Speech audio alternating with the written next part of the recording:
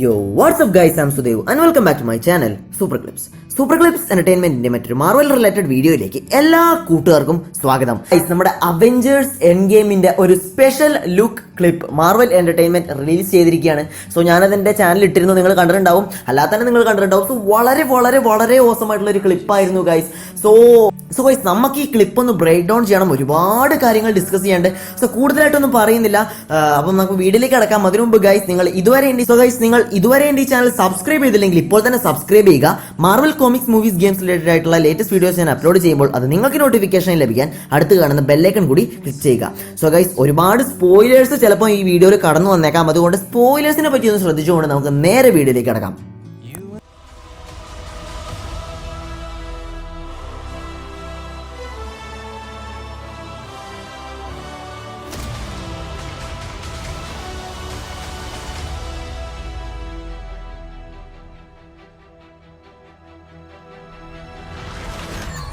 So guys, first നമ്മൾ കാണുന്നത് Avengers ഫെസിലിറ്റിയുടെ ഒരു നൈറ്റ് ഷോട്ട് ആണ്. ശേഷം നമ്മൾ ബ്രൂസ് ബാനറിനെ കാണുന്നു. ഇപ്പോൾ നമുക്ക് ആ ബാക്ക്ഗ്രൗണ്ടിലുള്ള സാധനം കൃത്യമായിട്ട് കാണാൻ പറ്റുന്നുണ്ട്. അത് കോർവസ് ഗ്ലേവിന്റെ ഗ്ലേവ് ഒന്നും അല്ല, ഒരു വില്ല് പോലെയൊക്കെയാണ് തോന്നുന്നത്. മേ ബി നമ്മുടെ ഹോക്കയുടെ വില്ലാവാൻ ചാൻസ് ഉണ്ട്. ഇപ്പൊ നമ്മുടെ ബാനർ പറയാണ്, if we do this we'd be going in short handed. അതായത് എന്നാണ് ബാനർ പറയുന്നത്. സോ ഇതിൽ നിന്നും മനസ്സിലാക്കാൻ പറ്റുന്നത് ഇവരെന്തോ ചെയ്യാൻ പോവാണ്, പക്ഷെ അതിൽ വിജയിക്കുമെന്ന് നമ്മുടെ ബാനറിന് തീരെ ഉറപ്പ് ഇല്ല. സോ എന്താണ് ഇവർ ചെയ്യാൻ പോകുന്നതെന്ന് ട്രെയിലറിൽ തുടർന്നുള്ള സീൻസ് കണ്ടാൽ നമുക്ക് മനസ്സിലാവും ഗൈസ്. പിന്നെ നമ്മൾ തോറിനെയാണ് കാണുന്നത്. മൂപ്പര് എന്തോ ഒന്ന് തിന്നാണ്. ഓക്കെ, എന്താ റസ്കോ എന്തോ കേക്കോ എന്തോ തിന്നാണ്. സോ ആ ഹാഫ് പോപ്പുലേഷൻ ഇല്ലാതായില്ലേ, കടയൊന്നും തുറന്നിട്ടുണ്ടാവില്ല, അതുകൊണ്ടായിരിക്കാം ബ്രെഡിലൊക്കെ ഒതുക്കുന്നത്. പിന്നെ നമ്മൾ റോഡിയെ കാണുന്നു. സോ ബാനറിന് തന്റെ ചുറ്റും നടന്നതൊക്കെ കണ്ടിട്ട് നല്ല ഭയമുണ്ടെന്ന് നമുക്ക് മനസ്സിലാക്കാൻ കഴിയും. ആ ഭയം കൊണ്ടായിരിക്കാം പ്രൊഫസർ ഹൾക്ക് എന്ന ക്യാരക്ടർ ഉണ്ടാവാൻ പോകുന്നത്. പിന്നെ നമ്മൾ വിഡോയെ കാണുന്നുണ്ട്. അവെഞ്ചേഴ്സ് ഫെസിലിറ്റിയിൽ തന്നെ ആവാം ഇവളും ഇരിക്കുന്നത്. ഒരു സങ്കടം മഴയുടെ രൂപത്തിൽ നമുക്ക് കാണാൻ സാധിക്കും.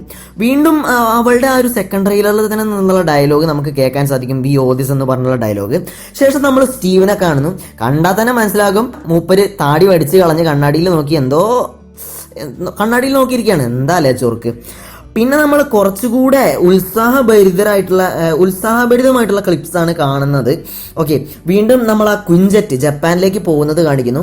യെസ്, നമ്മുടെ ഹോക്കൈ അഥവാ റോണിനുമായി ബന്ധപ്പെട്ട സീനാണ് ഇതെന്ന് ഏറെക്കുറെ ഇപ്പം വെളിവായി കഴിഞ്ഞു. ശേഷം നമ്മൾ നമ്മുടെ റോക്കറ്റും നെബുലയും ഒരുമിച്ചിരിക്കുന്നതാണ് കാണുന്നത്. സോ തന്റെ ഫാമിലിയും ഫ്രണ്ട്സും മരിച്ചുപോയി എന്ന സത്യം തിരിച്ചറിഞ്ഞതിന്റെ വിഷമം നമ്മുടെ റോക്കറ്റിന്റെ മുഖത്ത് നമുക്ക് കൃത്യമായി കാണാൻ സാധിക്കും. മേ ബി നെബുല സംഭവങ്ങളൊക്കെ പറഞ്ഞതിന് ശേഷമുള്ള ഒരു ഷോട്ടായിരിക്കാം ഇത്. പിന്നെ നമ്മുടെ റോക്കറ്റ് നെബുലയുടെ കൈ പിടിക്കുന്ന ഒരു സാന്ത്വനം എന്നുള്ള രീതിയിൽ. അപ്പം ഈ ഒരു അവസ്ഥ മാറ്റണം, അതായത് ഈ ഒരു ക്രൈസിസിനെ നേരിടണം എന്നുള്ള ഒരു ചിന്ത അവരിൽ വരുന്നുണ്ട് എന്നാണ് ഈ സീൻസ് ഒക്കെ നമുക്ക് പറഞ്ഞു തരുന്നത്. ശേഷം ഗൈസ്, നമ്മൾ അങ്ങനെ ആദ്യമായി പെപ്പർ പോട്ട്സിന്റെ ഒരു ക്ലിപ്പ് കാണുന്നുണ്ട്. സോ നമ്മുടെ ടോണിയെ വീണ്ടും കണ്ട സന്തോഷവും ഒപ്പം നേരിടേണ്ടി വന്ന ആ ഒരു ക്രൈസിസിന്റെ സങ്കടവും ഒക്കെ കൂടി ചേർന്നിട്ടുള്ള ഒരു കെട്ടിപ്പിടുത്തവും സാന്ത്വനവും ഒക്കെയാണ് നമുക്ക് ഈ ഒരു സീനിൽ കാണാൻ സാധിക്കുന്നത്. ബട്ട് ഗൈസ്, ഇവിടെ പെപ്പറിന്റെ മുഖം, അതുപോലെ തന്നെ നമ്മുടെ ടോണിയുടെ ആ ഒരു മെലിഞ്ഞ എന്താ പറയുക പട്ടിണി കിടന്ന് ക്ഷീണിച്ച മുഖം, ഇതൊക്കെ കാണുമ്പോൾ ഒരു ടൈം ജമ്പ് കഴിഞ്ഞ ഒരു പ്രതീതിയാണ് എനിക്ക് തോന്നുന്നത്. സോ ഇതിപ്പോൾ രാത്രിയാണ്, അതുകൊണ്ട് തന്നെ നമുക്ക് പറയാം ടോണിയും നെബുലയും വന്നത് രാത്രിയിലാവാം. നമ്മൾ ആ പഴയ ടി വി സ്പോട്ടിലൊക്കെ കണ്ടതാണല്ലോ ഇവരൊക്കെ പുറത്തു വന്ന് നിൽക്കുന്നതും എന്തോ നോക്കി നിൽക്കുന്നതൊക്കെ. മേ ബി അത് നമ്മുടെ ടോണി സ്റ്റാർക്ക് വരുന്നതായിരിക്കാം ബെനറ്റാർ ഷിപ്പിൽ, അത് തന്നെയാണ് കൂടുതൽ ചാൻസ്. ഗൈസ്, വീണ്ടും നമ്മൾ അവെഞ്ചേഴ്സ് ഫെസിലിറ്റിയുടെ ഷോട്ടാണ് കാണുന്നത്. സോ ഇവിടെ ഞാനിപ്പം നോക്കിയപ്പം കണ്ടതാണ്, ഉറപ്പില്ല. അതായത് താഴെ പാർക്കിംഗ് ലോട്ടിൽ ഒരു ഓറഞ്ച് നിറത്തിലൊരു വണ്ടി ഞാൻ കണ്ടു. മേ ബി നമ്മുടെ സ്കോട്ടിന്റെ വണ്ടി ആയിരിക്കാം, സ്കോട്ടിന്റെ ആ ഒരു വാൻ ഉണ്ടല്ലോ, ക്വാണ്ടം ടണൽ ഉള്ള വാൻ, അതായിരിക്കാം. എനിക്കതിനെ കണ്ടിട്ട് തോന്നുന്നു കേട്ടോ, അല്ലാതെ ഇപ്പോൾ ഓറഞ്ച് വണ്ടി ചാൻസ് ഉണ്ടാ. എന്തായാലും ടോണി ഇവിടെ പറയുന്നത് it's not about how much we lost but how much we have left എന്നാണ്. അതായത് മരിച്ചവർക്ക് വേണ്ടിയല്ല, ഇനി ബാക്കിയുള്ളവർക്ക് വേണ്ടിയാണ് നമ്മൾ പോരാടേണ്ടത് അല്ലെങ്കിൽ അവെഞ്ച് ചെയ്യേണ്ടത് എന്ന ഒരു ഇന്നർ മീനിങ് ആണ് നമുക്കിവിടെ കാണാൻ സാധിക്കുന്നത്. ഗൈസ്, അടുത്ത സീൻ ഒരു അടിപൊളി സീനാണ്. അതായത് നമ്മുടെ ടോണി സ്റ്റാർക്കിന്റെ ആ ഒരു പുതിയ ആർമർ, നമ്മൾ മാർക്ക് 85 എന്ന് വിളിക്കുന്ന കോമിക്സിലെ ക്ലാസിക് അയൺമാൻ സൂട്ടിനോട് സാമ്യമുള്ള സൂട്ടാണ് നമുക്കിവിടെ കാണാൻ സാധിക്കുന്നത്. നമ്മൾ കാണുന്നത് ഒരു സിറ്റിക്ക് മുകളിലൂടെ പറക്കുകയാണ് നമ്മുടെ ടോണി, അതാണ് നമ്മൾ കാണുന്നത്. മേ ബി ന്യൂയോർക്ക് സിറ്റി ആവാൻ തന്നെയാണ് ചാൻസ്.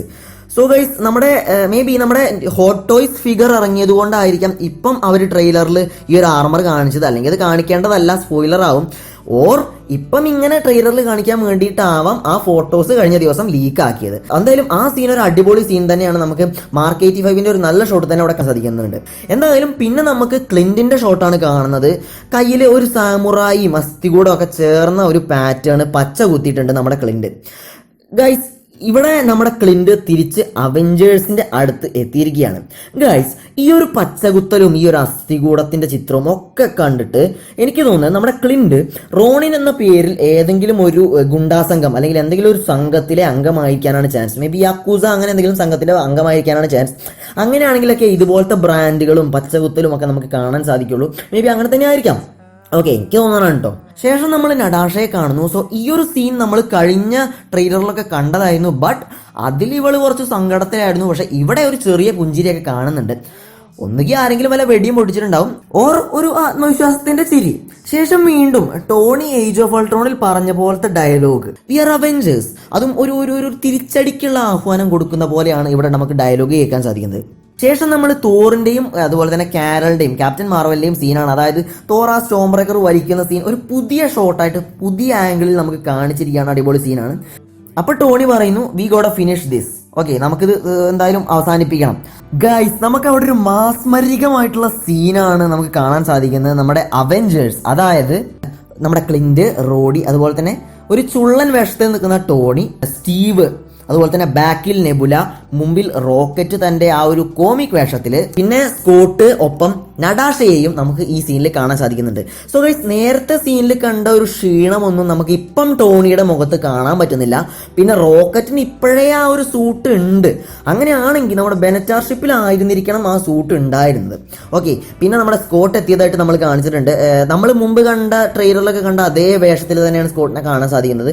സോ നമ്മുടെ നടാഷയുടെ വെടിവെപ്പിന്റെ പ്രാക്ടീസ് ഒക്കെ കഴിഞ്ഞ് നിൽക്കുകയെന്ന് മനസ്സിലാക്കാം. ആ ഒരു ഡ്രസ്സും അതുപോലെ തന്നെ ആ കഴുത്ത് പിടുത്തം ഒക്കെ കണ്ടു കഴിഞ്ഞാൽ. ബട്ട് ഗൈസ്, നമ്മളിവിടെ തോറിനെയോ ബ്രൂസ് ബാനറിനെയോ ക്യാപ്റ്റൻ മാർവലിനെയോ കാണുന്നില്ല. മേ ബി അവരെ നോക്കിയിട്ടാവാം ഈ അവഞ്ചേഴ്സ് ഒക്കെ നിൽക്കുന്നത്.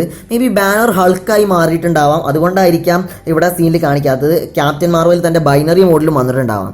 ശേഷം നമ്മൾ ടോണിയെയും സ്റ്റീവിനെയും കാണാം. ഗൈസ്, ഈ ഒരു സീന് കുറച്ച് ഇമ്പോർട്ടൻ്റ് ആവാനുള്ള ചാൻസ് ഉണ്ട്.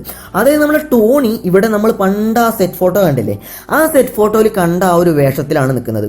സോ മേ ബി അവരിവിടെ ടൈം ട്രാവൽ ചെയ്ത് കഴിഞ്ഞോ? പിന്നെ ക്യാപ്പ് ആണെങ്കിൽ നമ്മുടെ സൂട്ട് കണ്ടാൽ തന്നെ മനസ്സിലാവാം ഇൻഫിനിറ്റി വാറുള്ള സൂട്ട് തന്നെയാണ്.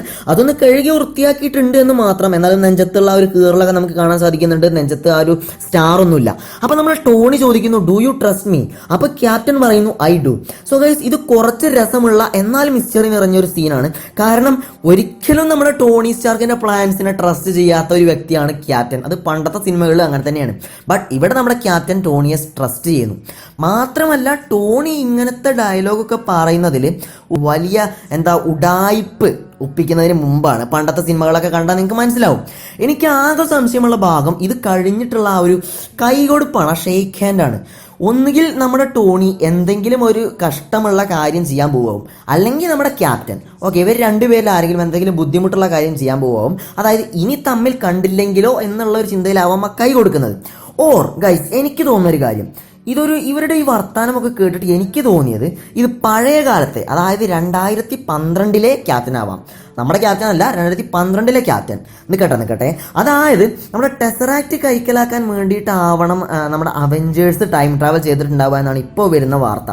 അങ്ങനെ വിചാരിക്കാം. സോ നേരിട്ട് ഇവരുമായിട്ട്, അതായത് നേരിട്ട് ഈ 2012 അവെഞ്ചേഴ്സുമായിട്ടൊരു കൂടിക്കാഴ്ച നടത്തി കഴിഞ്ഞാൽ അതൊരു പ്രശ്നമാവാൻ ചാൻസ് ഉണ്ട്. അതുകൊണ്ട് വേഷം മാറി പോകുന്നതാവാം ഇവര്. അതായത് നമ്മുടെ ഒറിജിനൽ ക്യാപ്റ്റൻ 2012 ക്യാപ്റ്റനോട് കാര്യങ്ങളൊക്കെ പറഞ്ഞിട്ടുണ്ടാവും. ആ ക്യാപ്റ്റൻ പരസ്പരം സൂട്ടുകൾ കൈമാറിയിട്ടുണ്ടാവും. ഈവൻ ഈ അടുത്ത് ഇറങ്ങിയ ഒരു ടോയ് ലീക്കിൽ നമ്മുടെ ക്യാപ്റ്റൻ 2012 ഹെൽമെറ്റും എന്നാൽ ക്വാണ്ടം റയൽ സൂട്ടും ധരിച്ചു നിൽക്കുന്നതായിട്ട് വരെ കാണിച്ചിട്ടുണ്ട്. മേ ബി ഗൈസ്, വെറും ഊഹമാണ്. ഇനി ഇത് ഞാൻ പറഞ്ഞിട്ട് നിങ്ങൾ വേറൊന്നും പോയി കമൻറ്റ് ചെയ്യണം. അത് ഞാൻ മാത്രം ഉണ്ടാക്കിയൊരു തിയറിയാണ്. ഓക്കെ, നടക്കുമോ നടക്കില്ല എന്നൊന്നും നിങ്ങൾ നോക്കണ്ട. ശേഷം ഗൈസ് നമ്മളൊരു മോഡിഫൈഡ് ബെനറ്റാർ അഥവാ സൂപ്പർ ക്വിഞ്ചറ്റ് ആണ് കാണുന്നത്. അതൊരു പ്ലാനറ്റിൽ നിന്നാണ് പോകുന്നത്. ഇത് ഭൂമിയല്ല, കാരണം അടുത്ത് 2 പ്ലാനറ്റ്സ് വേറെ ഉണ്ട്. സോ ഒന്നുകിൽ ടൈറ്റൻ 2 ആവാം, അല്ലെങ്കിൽ സാൻഡാർ, അതുമല്ലെങ്കിൽ ടൈറ്റൻ 1. ടൈറ്റൻ 1 ആണെന്ന് തോന്നുന്നില്ല കണ്ടിട്ട്, കാരണം കളറൊക്കെ ഒരു ഓറഞ്ച് കളറാണല്ലോ ടൈറ്റൻ 1-ന്. സാൻഡാറിന്റെ ചായ തോന്നുന്നുണ്ട്, നമുക്ക് കുറച്ച് കണ്ടാൽ അടുത്തുള്ള ആ ഒരു പ്ലാനറ്റ്സ് ഒക്കെ കണ്ടാൽ സാൻഡാറിന്റെ കുറച്ച് ചായ തോന്നുന്നുണ്ട്. ഓർ അത് ടൈറ്റൻ 2 തന്നെ ആവാം. ടൈറ്റൻ 2 ആവാനാണ് പ്രബലമായിട്ടുള്ള തിയറി, കാരണം അങ്ങോട്ടല്ലേ അവഞ്ചേഴ്സ് ഒക്കെ പോകേണ്ടതായിട്ടുള്ളൂ. ഈ ഒരു ബെനറ്റാറിന്റെ ഉള്ളിൽ നമുക്ക് captain Marvel, Natasha, war machine സൂട്ടിലുള്ള റോഡി, തോർ, വിന്റർ സോൾജറിലെ ഷീൽഡ് സ്റ്റെൽത്ത് സൂട്ടിലുള്ള ക്യാപ്റ്റൻ, റോക്കറ്റ് എന്നിവരെ കാണാൻ സാധിക്കും. മേ ബി ഹൾക്കും ഈ സീനിൽ ഉണ്ടാവും, പക്ഷെ VFX ഉപയോഗിച്ച് മറച്ചതാവാം. എന്തായാലും ഈ സീൻ കൊണ്ട് ഉറപ്പായല്ലോ നമ്മൾ ഫസ്റ്റ് ടീസറിലും പിന്നത്തെ ട്രെയിലറിലും നമ്മുടെ നഡാഷ, ക്യാപ്റ്റൻ, ക്ലിന്റ് ഇവർ നിൽക്കുന്നതായിട്ട് കണ്ടത് ബെനറ്റാറിലാണെന്ന്. ഓക്കെ, ഞാനത് കഴിഞ്ഞ ലൈവിൽ പറഞ്ഞിരുന്നു. സോ ഇനിയിപ്പം അതിൽ സംശയമൊന്നുമില്ല, താനൂസിനെ നേരിടുക എന്നതാണ് അവരുടെ പ്ലാന്. ബട്ട് ഇവിടെ ടോണിയെയോ നെബുലയോ ഒന്നും കാണാനില്ല. ഒന്നുകിൽ അവർ വരുന്നതിന് മുമ്പുള്ള സീനാണ്, പക്ഷെ അതിന് ചാൻസ് ഇല്ല, കാരണം ഇതിരിക്കുന്നത് ബെനറ്റാറിലാണെന്ന് ഓൾറെഡി നമ്മൾ കണ്ടു കഴിഞ്ഞു. ഓർ ടോണിയും നെബുലയും രക്ഷിക്കുന്നതോ, അല്ലെങ്കിൽ എന്താ പറയുക, നമ്മുടെ താനോസിനെ നേരിടാൻ പോകുന്നതാവും. ചില ഫാൻസ് അങ്ങനെ പറയുന്നുണ്ട്, അതായത് ഇവരെ ആദ്യം ഒരു തവണ താനോസിനെ നേരിടാൻ പോകും, പിന്നെ തോക്കും എന്നൊക്കെ പറയുന്നുണ്ട്. പക്ഷെ ഇവിടെ ശ്രദ്ധിക്കേണ്ട കാര്യം, നമ്മുടെ ക്യാപ്റ്റന് മറ്റേ സൂട്ടാണ്. പക്ഷേ ട്രെയിലറിലൊക്കെ നമ്മൾ താനോസുമായിട്ട് പൊരുതുമ്പോൾ കാണുന്നത് മറ്റൊരു സൂട്ടാണ്. ഈ ഒരു സ്റ്റെൽത്ത് സൂട്ട് അല്ല നമ്മൾ കാണുന്നത്. അല്ലെങ്കിൽ പിന്നെ ടോണി സ്റ്റാർക്കൊക്കെ ഇവിടെ എവിടെയെങ്കിലുമൊക്കെ നിൽക്കുന്നുണ്ടാവും. ഓക്കെ, പിന്നെ നമ്മൾ ടോണി താനും പീറ്റർ പാർക്കറും ഒന്നിച്ച് നിൽക്കുന്ന ഒരു ഫണ്ണി ആയിട്ടുള്ള ഫോട്ടോ നോക്കുന്നതും അത് കണ്ട് സങ്കടപ്പെടുന്നതും ഒക്കെയാണ് കാണുന്നത്. നമുക്കറിയാം പീറ്റർ പാർക്കർ മരിച്ചതിലാണ് ടോണി സ്റ്റാർക്കിന് ഏറ്റവും സങ്കടമെന്ന്. പിന്നെ നമ്മൾ കാണുന്നത് താനോസിന്റെ ഷിപ്പായ സെക്കൻഡ് സാങ്ച്വറി ആണ്. സൈഡിലായിട്ട് നമുക്ക് ആ ഒരു റിങ് പോലെയുള്ള ഷിപ്സ് ഒക്കെ കാണാൻ നമ്മൾ ഇൻഫിനിറ്റി വാറിൽ കണ്ടേ. സോ ഇവിടെയുള്ള പ്ലാനറ്റ് ടൈറ്റൻ 2 അല്ലെങ്കിൽ നമ്മുടെ നെബുല പറയുന്നതനുസരിച്ച് ഗാർഡൻ എന്ന് പറയുന്ന പ്ലാനറ്റ് ആവണം. അതായത് താനോസ് വിശ്രമിക്കാൻ വന്ന സ്ഥലം. ബട്ട് അവിടെ ചില എന്താ പറയുക സിറ്റി ലൈറ്റ് പോലെ എന്തൊക്കെയോ കാണാനൊക്കെ പറ്റുന്നുണ്ട്. അല്ലെങ്കിൽ പിന്നെ നമ്മുടെ താനോസ് ഭൂമിയിലേക്ക് വന്നതാവാം തൻ്റെ സാങ്ച്വറി ഷിപ്പും കൊണ്ട്. വീണ്ടും നമ്മൾ ബെനറ്റാർ ആണ് കാണുന്നത്. ഇവിടെ വാർ മെഷീനും നെബുലയും എന്തിനെയോ ഒത്തിരി ഭീതിയോടെ നോക്കുന്നുണ്ട്. മേ ബി ആ ഒരു സാങ്ച്വറി ഷിപ്പ് കണ്ടിട്ടാവാം. പിന്നെ നമ്മൾ നമ്മുടെ തോറിനെ കാണുന്നു. തോറ് കുറച്ച് ഭയന്നിട്ടുണ്ട്. റോക്കറ്റും ഒത്തിരി ഭയന്നിരിക്കുന്നു.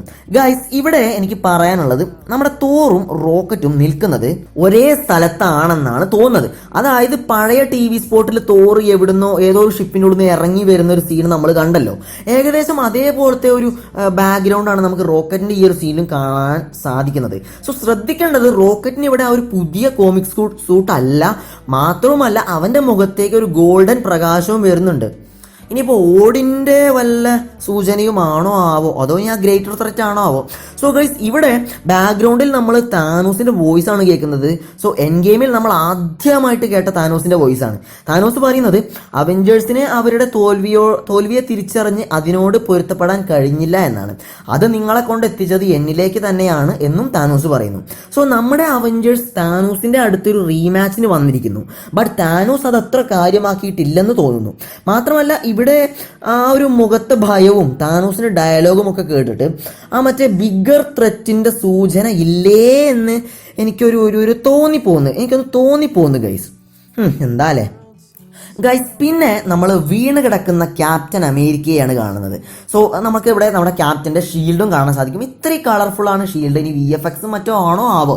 ഇപ്പം സൂട്ട് മാറി മറ്റേ സ്കെയിലി സൂട്ട് ആയിട്ടുണ്ട്. ഈ സീനിന് തൊട്ട സീനായിരിക്കാം ആ ഒരു ഷീൽഡ് മുറുക്കുന്ന സീൻ എന്നാണ് എനിക്ക് തോന്നുന്നത്. അതായത് വീണതിന് ശേഷം എണീച്ച് നിൽക്കുന്നു, ഷീൽഡ് മുറുക്കുന്നു. ഇനി താനോസിന്റെ അടി കിട്ടിയിട്ടാണ് ആവോ മൂപ്പര് വീണത്, അതോ ഗൈസ്. പിന്നെ നമ്മൾ കാണുന്നത് താനോസിനെയാണ്. ഗൈസ്, ഇവിടെ നമ്മുടെ താനോസ് തൻ്റെ ഫുൾ ആർമറിൽ ആണ് നിൽക്കുന്നത്. ശ്രദ്ധിക്കേണ്ടത് ഈ ഒരു ചുറ്റുമുള്ള ബീമാണ്. എനിക്കത് ആദ്യം കണ്ടപ്പോൾ ബൈഫ്രോസ്റ്റ് പോലെയൊക്കെയാണ് തോന്നിയത്. ഇല്ല, അതിന് ചാൻസ് ഇല്ല. പക്ഷെ അങ്ങനെയാണെങ്കിൽ താനോസിന് ബൈഫ്രോസ്റ്റ് കിട്ടില്ലല്ലോ.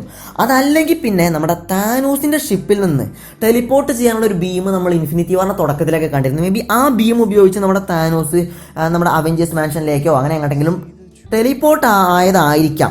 ഓക്കെ, അതാവാം നമ്മളിവിടെ കാണുന്നത്. അതായത് നമ്മുടെ താനോസ് തൻ്റെ ആർമറും അതുപോലെ തന്നെ ഇരുതല വാളായിട്ടുള്ള ഇൻഫിനിറ്റി സോഡ് എന്ന് പറയുന്ന സംഭവവും ഒക്കെ എടുത്തു വന്നതാവും അവഞ്ചേഴ്സിനെ നേരിടാനായിട്ട്. ഗൈസ്, ഈ ഒരു സ്ഥലം അത് അവഞ്ചേഴ്സ് മാൻഷൻ തന്നെയാണോ എന്ന് എനിക്ക് ഇപ്പോഴും ഡൗട്ടാണ്. കാരണം നോക്കൂ നിങ്ങൾ, ഇങ്ങനത്തെ സെറ്റിങ്സ് ഒക്കെ ടൈറ്റൻ 2 ഉണ്ടാവുമോ? സോ ഗൈസ് പിന്നെ നമ്മൾ വീണ്ടും ടോണി സ്റ്റാർക്കിനെയാണ് കാണുന്നത് ആ ഒരു മാർക്ക് 85 ആർമറിൽ. താനോസിന്റെ നേർക്ക് നേരെ ഒരിക്കൽ കൂടി വന്നിരിക്കുകയാണ് നമ്മുടെ ടോണി സ്റ്റാർക്ക്. താനോസിന്റെ ഈ ഒരു ഡയലോഗിന്റെ അർത്ഥവും അതാവാം, ടോണി വീണ്ടും ഇയാളെ നേരിടാൻ വന്നല്ലോ, തോറ്റു കഴിഞ്ഞിട്ടും ടോണി വീണ്ടും വന്നല്ലോ എന്ന് ആലോചിച്ചിട്ട്. ഗൈസ് അടുത്തത് ഒരു മരണമാസ് സീനാണ്. നമ്മുടെ 3 കിങ്സ്, 3 ലെജൻഡ്സ്, ത്രിമൂർത്തികൾ ആയ ക്യാപ്റ്റൻ അമേരിക്ക, തോർ, അയൺമാൻ ഇവർ നമ്മുടെ താനോസിന് നേരെ നടന്നെടുക്കണം. ഒരു മാസ് മരിക സീനാണ് ഗൈസ്. ഒരു പോരാട്ടത്തിന് തന്നെ ആയിരിക്കാം, ഓർ നമ്മുടെ താനോസുമായി ഒരു സന്ധി സംഭാഷണം നടത്താനോ നേർക്ക് നേരെയുള്ള ഒരു പോരാട്ടത്തിനോ ആയിരിക്കാം ഇവർ വന്നിരിക്കുന്നത്. സോ ശ്രദ്ധിക്കേണ്ടത് ഇവർ 3 പേരുമാണ്. നമുക്കറിയാം എൻ ഗെയിമോട് കൂടി ഈ 3 ക്യാരക്ടേഴ്സും MCUവിൽ നിന്ന് ഔട്ട് ആവുകയാണ്. സോ ഇവർക്ക് സിനിമയിൽ കുറച്ചധികം സ്ക്രീൻ ടൈംസ് ഉണ്ട്. പക്ഷേ ഗൈസ് താനോസിനെ നോക്കിയേ നിങ്ങൾ, മൂപ്പർ അവിടെ ഇരിക്കുകയാണ്. തൻ്റെ ആ ഇൻഫിനിറ്റീസോട് നിലത്ത് കുത്തി നിർത്തിയിട്ട് അതിൻ്റെ മുകളിൽ ഹെൽമെറ്റും തൂക്കിയിട്ടിട്ടുണ്ട്. എന്താപ്പത്, താനോസ് തളർന്നോ, അതോ ഇവരോട് തോറ്റതാണോ, അതോ ഇവരെ പുച്ഛിക്കുന്ന ഭാവത്തിൽ ഇവരെ ഇനി ഒന്നും ചെയ്യണ്ട എന്ന തോന്നൽ കാരണമാണോ ഇങ്ങനെ ഇരിക്കുന്നത്? ഗൈസ് അതിൻ്റെ ഉത്തരം അറിയാൻ നമ്മൾ ഏപ്രിൽ 26 വരെ കാത്തിരിക്കേണ്ടി വരും. സോ ഗൈസ് അതൊരു മരണ മാസ് സീനായിരുന്നു. സോ ഗൈസ് ഇത്രയുമാണ് ഈ ഒരു സ്പെഷ്യൽ ലുക്കിൽ അല്ലെങ്കിൽ സ്പെഷ്യൽ ക്ലിപ്പിൽ ഉണ്ടായിരുന്നത്. സോ ഗൈസ് ഒരുപാട് സംശയങ്ങൾ ഇപ്പോഴും ഉണ്ട്. എന്നാൽ മാർവൽ നമുക്ക് ഒരുപാട് പുതിയ ഷോർട്സും തന്നിട്ടുണ്ട്. നമ്മൾ ഒരിക്കലും തരില്ല എന്നാണ് വിചാരിച്ചത് കൂടുതൽ ഷോർട്സ് ഒന്നും, പക്ഷെ മാർവൽ നമുക്ക് തന്നിരിക്കുന്നു. ഇനിയും ഇതുപോലത്തെ ക്ലിപ്സ് ഇറങ്ങുമോയെന്ന് എനിക്ക് അറിയില്ല. ഇറങ്ങിയാൽ പിന്നെ ബ്രേക്ക് ഡൗൺ ചെയ്യേണ്ടി വരും, പക്ഷേ ചാൻസ് ഇല്ല. ഇപ്പോൾ എൻട്രൻസ് എക്സാം ഒക്കെയാണ്, അതുകൊണ്ട് എനിക്ക് സമയമില്ല. സോ ഗൈസ് ഇനിയിപ്പോൾ നമുക്ക് തിയറി ഒന്നും ഉണ്ടാക്കണ്ട. എന്തായാലും കെവിൻ ഫൈഗി നമ്മളെ പറ്റിച്ചതെന്നാണ് തോന്നുന്നത്. കാരണം 15 മിനിറ്റ് ഫൂട്ടേജ് ഒന്നും അല്ല, ഒരു അടപടല ഫൂട്ടേജ് തന്നെ നമുക്ക് കിട്ടിയിട്ടുണ്ട്. സോ ഗൈസ് ഈ ഒരു ട്രെയിലറിനെ കുറിച്ചും എൻ്റെ വീഡിയോയെ കുറിച്ചുമുള്ള അഭിപ്രായങ്ങളും നിർദ്ദേശങ്ങളും താഴെ കമൻറ്റ് ചെയ്യാൻ നിങ്ങൾ മറക്കരുത്. പിന്നെ ഗൈസ് ഒരു ഇമ്പോർട്ടൻ്റ് കാര്യം നമ്മൾ പറയാൻ വിട്ടുപോയത്, നമ്മുടെ ജോ റൂസോ ഇന്ത്യയിൽ വന്നിട്ടുണ്ട്. മൂപ്പര് നമ്മുടെ അവഞ്ചേഴ്സ് എൻ ഗെയിമിൻ്റെ മാർക്കറ്റിങ്ങിന് വേണ്ടി വന്നതാണ്. അപ്പോൾ മുംബൈയിലാണ് തോന്നുന്നു അതിൻ്റെ മീറ്റിംഗ് ഒക്കെ നടക്കുന്നത്. ഓക്കെ, നമ്മുടെ കോമിക് മന്ത്രയിലെ സാൻ റാം ശങ്കർ ഒക്കെ പോയിരുന്നു അങ്ങോട്ട്, നിങ്ങൾ അതിന്റെ പോസ്റ്റൊക്കെ കണ്ടിട്ടുണ്ടായിരിക്കും. സോ അവിടെ വെച്ച് ഒരു രസമുള്ള കാര്യം നടന്നു. അതായത് നമ്മുടെ ജോ റൂസോ നമ്മുടെ എന്തിരൻ സിനിമ കണ്ടു. നമ്മുടെ രജനീകാന്തിന്റെ എന്തിരൻ 1 ഉണ്ടല്ലോ, എന്തിരൻ 1 സിനിമ കണ്ടു. അപ്പോൾ അതിനെ തുടർന്നൊരു ഇന്റർവ്യൂവിൽ മൂപ്പര് പറയണ്ടായി ഈ സിനിമയിലെ ആ ലാസ്റ്റ് സീൻ കണ്ടിട്ട്, അതായത് നമ്മുടെ എന്തിരന്മാരൊക്കെ കൂടി ചേർന്നിട്ട് ആ വലിയ പാമ്പൊക്കെ ആവുന്ന സീൻ ഉണ്ടല്ലോ, ആ സീൻ കണ്ടിട്ട് ജോ റൂസോ പറഞ്ഞു ഏജ് ഓഫ് അൾട്രോണിൽ ഇതുപോലത്തെ ഒരു സീൻ ആയിരിക്കും. സോ ഗൈസ് മറ്റൊരു മാർവൽ റിലേറ്റഡ് വീഡിയോയിൽ വീണ്ടും കണ്ടുമുട്ടാം. അതുവരേക്കും this is Sudevshan signing out from super clips.